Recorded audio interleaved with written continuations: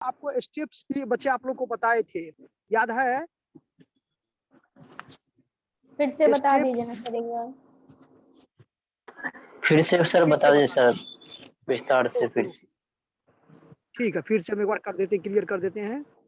देखो, single entry system से जब कंप्लीटली हम डबल एंट्री सिस्टम में जाएंगे बच्चे, तो इतना तो जरूर हम लोग को पता है कि सिंगल एंट्री सिस्टम में जो है सो छोटा मोटा व्यापार इसको फॉलो करता है, हाँ या ना? Yes sir. या जिसको अकाउंट का ना के बराबर में जानकारी होती है वो इसको फॉलो करता है, लेकिन जिसको अकाउंट के बारे में अच्छी जानकारी है वो क्या करता है, सिंगल एंट्री ना करके डबल एंट्री सिस्टम को फॉलो करता है। तो चूंकि सिंगल एंट्री सिस्टम में हम लोग क्या करते थे, ओनली फॉर टू नहीं 3 अकाउंट्स, सिर्फ और सिर्फ 3 अकाउंट को मेंटेन करते थे। एक आपको पर्सनल अकाउंट, पर्सनल में भी डेटर और क्रेडिटर, और एक कैश बुक। तो अब जैसे ही सिंगल एंट्री सिस्टम से हम लोग डबल एंट्री सिस्टम में जाएंगे तो बच्चे all accounts are maintain under double entry system. Yes sir. तो अब इसमें ऑल अकाउंट्स का मतलब यहाँ पर क्या हुआ कि चाहे वो एसेट्स अकाउंट हो, चाहे वो लायबिलिटी अकाउंट हो, चाहे वो कैपिटल अकाउंट हो, चाहे वो एक्सपेंसेस अकाउंट हो, चाहे वो रेवेन्यूज अकाउंट हो, सभी अकाउंट को ये क्या करेगा, प्रिपेयर करेगा। तो हम ये आपको नोट्स में लिखवाए थे कि the conversion method is the process of converting business accounting from single entry to double entry. यानी जो बिजनेस में हम लोग पहले फॉलो करते थे सिंगल एंट्री सिस्टम, अब क्या करेंगे, डबल एंट्री सिस्टम। तो new small business often use single entry book keeping as a quick and simple way to record their income and expenses. इसका मतलब क्या हुआ कि जो न्यू बिजनेस है वो अपने बुक्स को मेंटेन करने के लिए, चाहे वो इनकम हो या चाहे वो एक्सपेंसेस हो, उसको क्विक और सिंपल वे चाहता है। तो सिंपल तो ये तो आसान तरीका ही है सिंगल एंट्री सिस्टम, इसीलिए इसको ये फॉलो करता है। लेकिन अगर डबल एंट्री सिस्टम की बात की जाए तो डबल एंट्री सिस्टम थोड़ा क्या है, कॉम्प्लेक्स है सिंगल एंट्री सिस्टम की अपेक्षा। सिंगल एंट्री सिस्टम को हम इजी वे में कर सकते हैं, लेकिन डबल एंट्री सिस्टम को इजी वे में नहीं कर सकते हैं। डबल एंट्री सिस्टम को फॉलो करने के लिए आपको पूरा का पूरा अकाउंटिंग का नॉलेज रखना पड़ेगा, तभी होगा। लेकिन सिंगल एंट्री सिस्टम को आप अकाउंटिंग ना नॉलेज नहीं भी है तो भी आप क्या कर सकते हो, इसको फॉलो कर सकते हो, आप चला सकते हो। तो डबल एंट्री सिस्टम में जो प्रॉफिट और लॉस को कैलकुलेट करते हैं वो trading profit and loss account को प्रिपेयर करके, हाँ या ना? Yes sir. Yes sir. अब अभी आप लोग प्रॉफिट को कैलकुलेट किए हो ना सिंगल एंट्री सिस्टम में, देखे हो कैसे किए हैं कि closing capital plus drawing minus additional capital minus opening capital is called क्या, प्रॉफिट। लेकिन अगर डबल एंट्री सिस्टम को फॉलो करते हैं हम लोग, तो डबल एंट्री सिस्टम को फॉलो करते तो हम लोग को क्या बनाना पड़ता है, trading account, profit and loss account. अब ट्रेडिंग अकाउंट से ग्रॉस प्रॉफिट और ग्रॉस लॉस की जानकारी होती है, जबकि प्रॉफिट एंड लॉस अकाउंट से नेट प्रॉफिट और नेट लॉस। तो ये चीज हम लोग को समझना पड़ेगा कि सिंगल एंट्री सिस्टम और डबल एंट्री सिस्टम, जैसे ही सिंगल एंट्री सिस्टम से कन्वर्ट करेंगे डबल एंट्री सिस्टम में, तो ऑल अकाउंट को मेंटेन करना है। ऑल अकाउंट को मेंटेन करने के लिए जो मिसिंग फिगर है उस मिसिंग फिगर को फाइंड आउट करना पड़ेगा, तभी जाके आप डबल एंट्री सिस्टम को अच्छी तरह से आप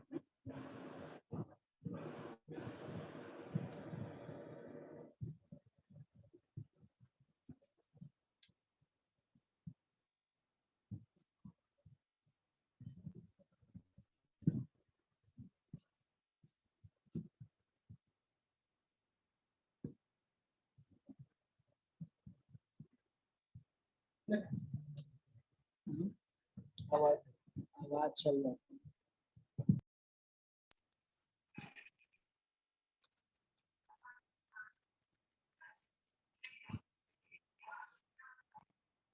समझ में आया? Hello hello, yes sir. Sir आवाज नहीं आ रही। हाँ अब आवाज आ रहा है? Yes, sir. Yes, sir. हाँ, अब इसमें हम लोग क्या समझे थे कि इसको कन्वर्ट करने के लिए बच्चे हम लोग को क्या क्या स्टेप को फॉलो करना पड़ेगा। तो व्हाट इज, अच्छा, स्टेटमेंट ऑफ अफेयर प्रिपेयर करना पड़ेगा। अब स्टेटमेंट ऑफ अफेयर प्रिपेयर करने का मतलब मुझे ओपनिंग और क्लोजिंग कैपिटल दोनों पता चल जाएगा, लेकिन इसमें आपको सिर्फ और सिर्फ ओपनिंग और क्लोजिंग कैपिटल पर फोकस करना है, लेकिन ओपनिंग कैपिटल ही फाइंड आउट करना है, क्लोजिंग अपने ऑटोमेटिकली फाइंड आउट हो जाएगा। ठीक है, तो क्लोजिंग स्टेटमेंट ऑफ अफेयर बनाने की जरूरत यहाँ पर नहीं है। हाँ, अगर opening capital, if opening capital is not given in the question, तो फर्स्ट स्टेप्स में आपको स्टेटमेंट ऑफ अफेयर बनाना पड़ेगा। किसकी जानकारी को प्राप्त करने के लिए? कैपिटल की जानकारी को प्राप्त करने के लिए। क्योंकि आप लोग को याद होगा कि बैलेंस शीट जब बनाते थे, फाइनल अकाउंट जब पढ़े थे, याद है, उस टाइम में कैपिटल को हम दो अमाउंट को फाइंड आउट करते थे, एक अमाउंट जो इनर कॉलम में रहता था और दूसरा अमाउंट जो आउटर कॉलम में रहता था। याद है आप लोगों को? Yes, sir. Yes, sir. तो आउटर कॉलम वाले कैपिटल को हम लोग क्लोजिंग कैपिटल कहते हैं और इनर कॉलम वाले कैपिटल को हम लोग क्या कहते हैं? Opening capital. तो डबल एंट्री सिस्टम में क्लोजिंग कैपिटल तो ऑलरेडी ऑटोमेटिकली फाइंड आउट हो जाएगा, ओपनिंग कैपिटल को फाइंड आउट करना नेसेसरी है। और इस ओपनिंग कैपिटल को फाइंड आउट करने के लिए हम लोग क्या करते हैं? स्टेटमेंट ऑफ अफेयर निकालते हैं। ये तो समझ में आ गया, statement of affair.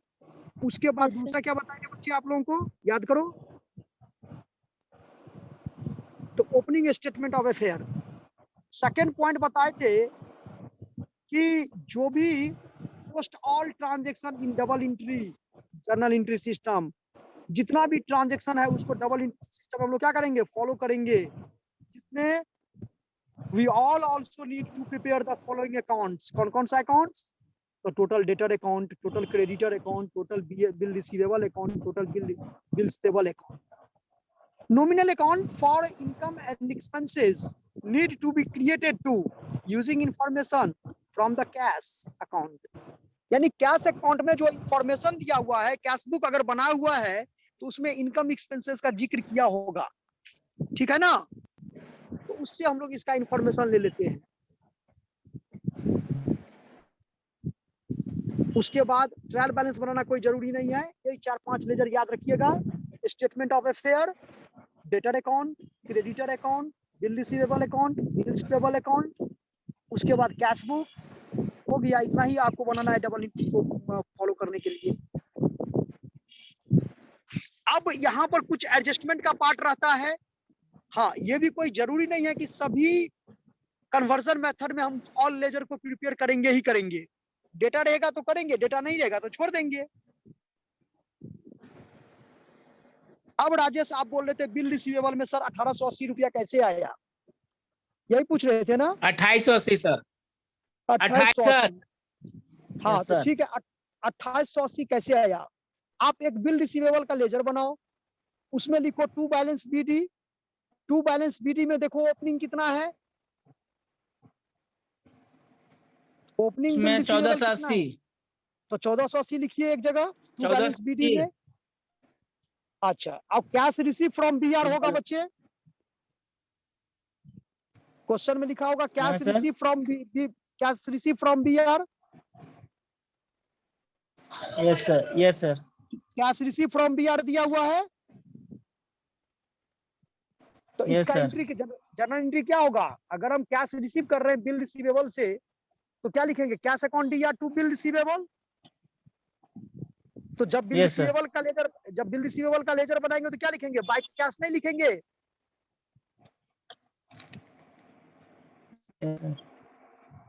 Yes, sir. Bye ठीक। कैश लिख दिए। और देखिए क्वेश्चन में by balance Yes, CD sir. यानी क्लोजिंग बीआर दिया होगा। Yes, sir. डेट से देखिएगा ओपनिंग समझ गया। क्लोजिंग अगर हाँ, तो अब बाय बैलेंस सीडी और कैश दोनों को जोड़ दीजिए, उसमें से ओपनिंग को घटा दीजिए। तो आपको नहीं आ रहा है आंसर? Yes, sir। ठीक है सर, आ जाएगा। आ गया समझ में? Yes, sir. Yes, sir. और किसी बच्चे को दिक्कत है कहीं बोलो।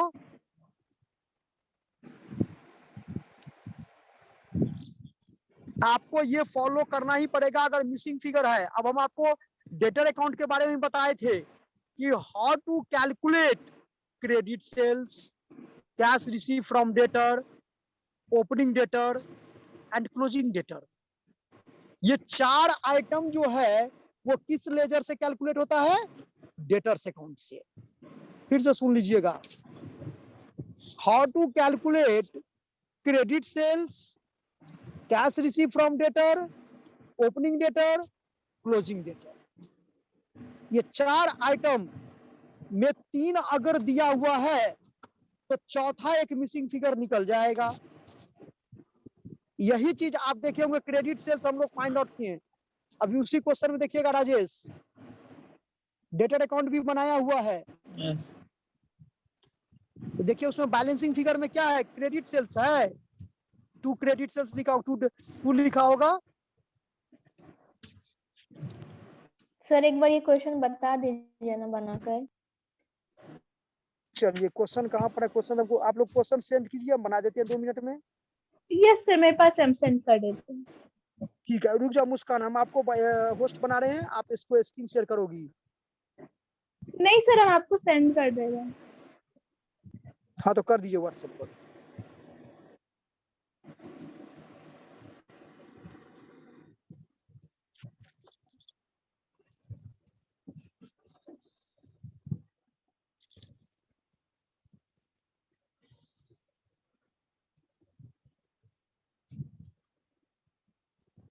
भेज दिए हैं? Yes sir.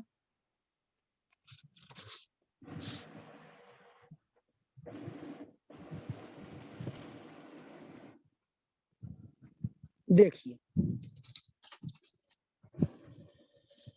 सही बच्चे के पास क्वेश्चन है? Yes, sir. Yes sir. No sir, share कर दिए।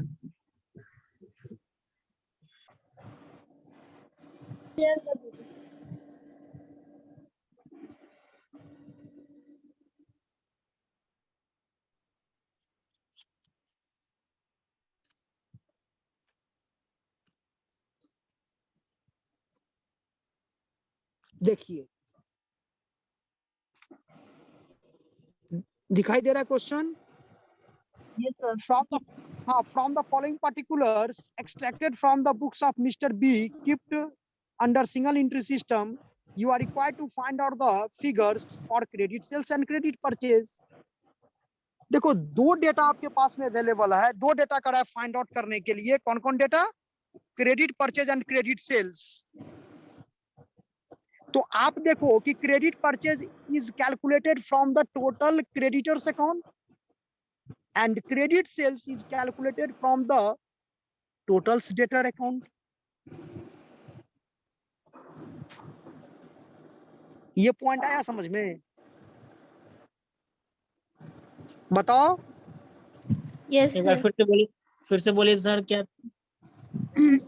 Total credit sales is calculated from the preparation of total debtors account and Sir. total credit purchases is calculated from the preparation of total creditors account. अरे creditor से credit purchase और debtor से credit sale, sales purchase. because there are 2 types of sales Yes.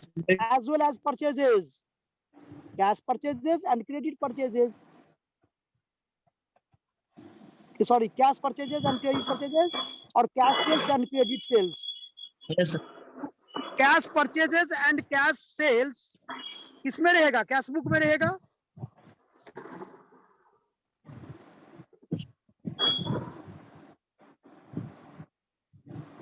तो अब मुझे यहाँ दिखाई दे रहा है total debtor, creditor, bills payable और बिल रिसीवेबल।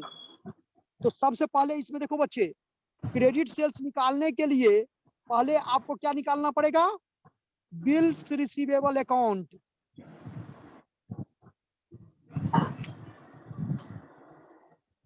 जैसे कि अभी पूछ रहा था, ये क्या नाम है, राजेश। तो बिल रिसीवेबल में देखो, ओपनिंग बिल रिसीवेबल कितना है, 1600 रुपया। लिखिए बिल रिसीवेबल एसेट्स है, 2 लाइन का इसमें लेजर खुलेगा बच्चे। टू बैलेंस बीडी लिखो 1600, और बाय बैलेंस सीडी है 1480।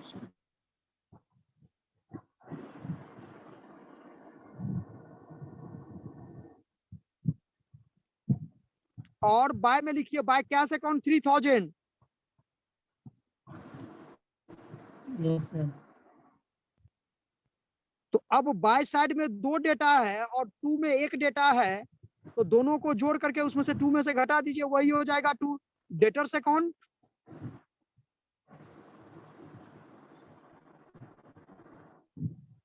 आकांक्षा यस सर। समझ में आया ये अभी जो बताए हैं?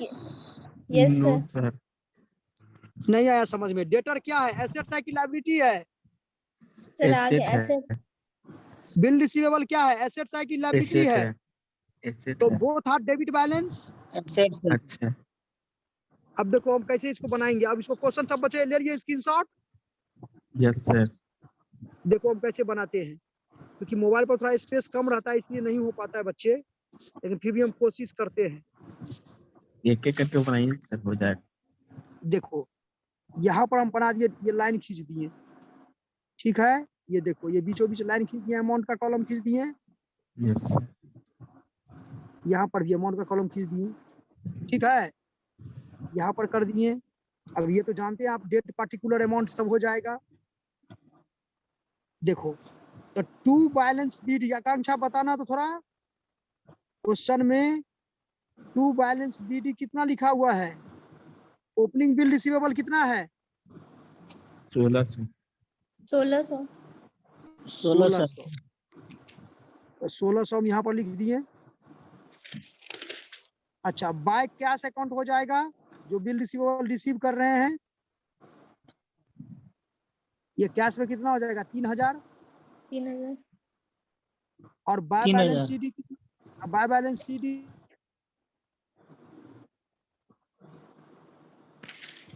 1600। 1480 हो जाएगा ये। 1480। Yes sir.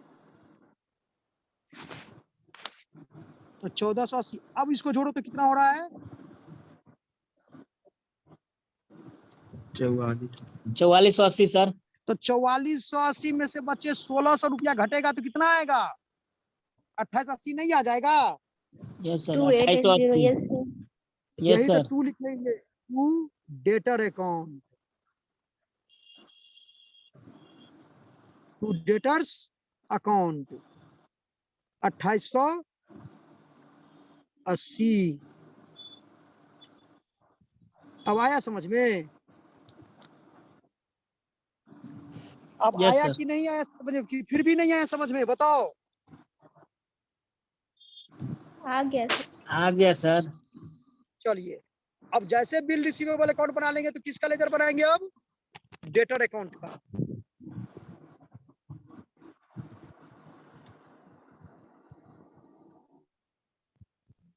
To debtor account ही कहाँ लिखेंगे? टू डेटर अकाउंट इसलिए चूंकि bill receivable during the year का कैलकुलेट होगा, वो कैश दिया है, ओपनिंग दिया है, क्लोजिंग दिया है, तो बैलेंसिंग फिगर क्या निकलता है, डीआर ड्यूरिंग द ईयर। और जो bill receivable during the year का होता है ना, वो डेटर में ही ट्रांसफर होता है, बिल्स पेबल का क्रेडिटर में और बिल रिसीवेबल का डेटर में, एसेट्स एसेट्स में, लायबिलिटी लायबिलिटी में। अब डेटर अकाउंट बनाइए, तब आपको क्रेडिट सेल्स का पता चलेगा। देखो सबसे पहले क्या लिखोगे, टू बैलेंस बीडी, यहाँ लिखो टू बैलेंस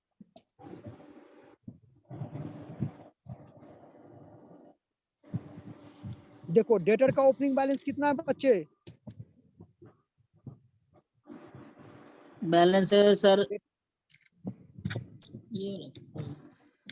डेटर का ओपनिंग बैलेंस, 4425। डेटर का ओपनिंग डेट का देखना, ये सर 44। हाँ सर, 1 जनवरी का है। हाँ ठीक है, 44-25 हो जाएगा ये। ओके, बाय लिखो। बाय में कैश रिसीव फ्रॉम डेटर दिया हुआ है, हाँ तो कितना है? 17,235 सर। 17,235। 35। तो 17,200 35। ठीक है, 17,235 लिख दिए। अच्छा, बाय बिल रिसीवेबल होगा, जो आप देखिए डेटर अकाउंट में, सॉरी, बिल रिसीवेबल अकाउंट में डेबिट हुआ था डेटर। तो जब डेटर अकाउंट बनाएंगे तो क्या यस लिखेंगे? Sir. Bye bill receivable 2880।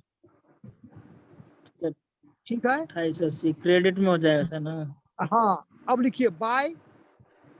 Bye में देखिए सेल्स रिटर्न है या रिटर्न इनवर्ड? रिटर्न इनवर्ड है सर। तो लिखिए बाय रिटर्न इनवर्ड। मेरे पास यहाँ स्पेस नहीं है जो हम लिखेंगे। फिर लिखिए बाय रिटर्न इनवर्ड के बाद बाय डिस्काउंट अलाउड भी है। Yes sir.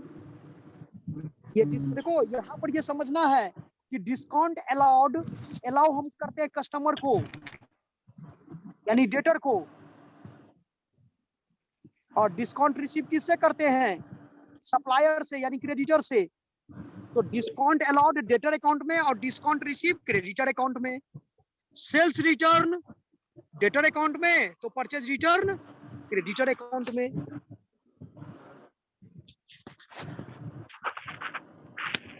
लिख लिए बच्चे सभी कोई?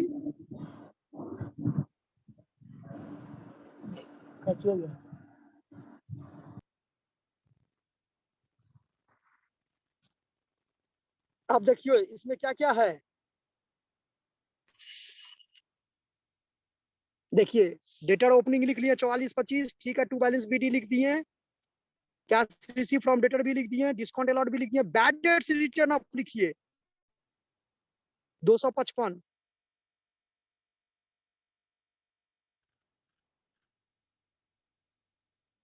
और क्लोजिंग का लिखिए बच्चे, इसमें क्लोजिंग डेटर का बाय बैलेंस सीडी 4167। 4167। मुस्कान इसको ऐड करके देखिए और इसमें से डेबिट वाले को घटाइए। देखिए डिफरेंस आ रहा है, क्रेडिट सेल्स। यस सर, उस दिन तो बनाए थे ना, 20,631 आ रहा था। हाँ तो ठीक है, दोनों साइड ऐसे 25056, तो हाँ 2 वाले साइड में 4425 बस बचा हुआ था, तो इसको माइनस कर दिए थे। बस हो गया उसी तरह से। अब बताइए debtor account bill receivable account clear है सभी बच्चों को? यस। चलो अब निकालो बिल्स पेबल अकाउंट बनाइए। बिल्स पेबल तो लायबिलिटी है, यस या नो?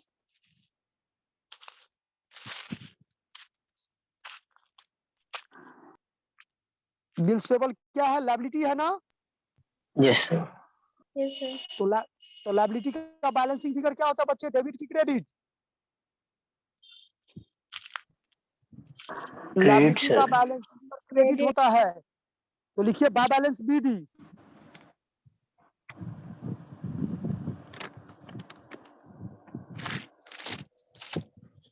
बाय बैलेंस बीडी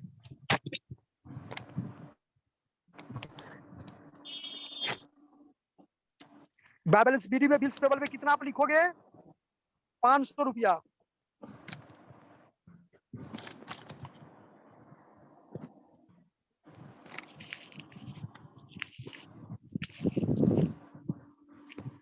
लिख दिए।